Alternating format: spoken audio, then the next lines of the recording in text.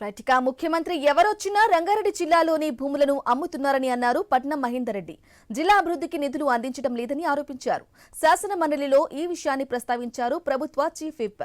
ఇక నాడు ఎన్టీ రామారావు మొదలు చంద్రబాబు, వైఎస్ఆర్, కేసీఆర్ ఇలా ముఖ్యమంత్రి ఎవరైనా రంగారెడ్డి జిల్లాలోని చాలా భూములను వేలాది కోట్లకు అమ్మేశారని పేర్కొన్నారు. తనను తమ జిల్లా ప్రజలు ప్రశ్నిస్తున్నారని పేర్కొన్నారు.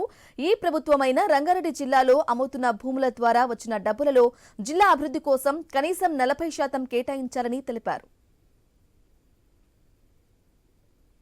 94 నుంచి ఎమ్మెల్యే అయినప్పటి నుంచి చూస్తున్నాం అధ్యక్ష. ఎన్టీ రామారావు ప్రభుత్వం తర్వాత చంద్రబాబు నాయుడు గారు రంగారెడ్డి జిల్లా భూములు అమ్మి సంక్షేమ పథకాలు అభివృద్ధికి వాడుకోవడం జరుగుతున్నది. తర్వాత వైఎస్ రాజశేఖర రెడ్డి ముఖ్యమంత్రి ఉండి వారు కూడా భూములు అమ్మి సంక్షేమ పథకాలు అభివృద్ధి కార్యక్రమాలు వాడుకుంటున్నారు.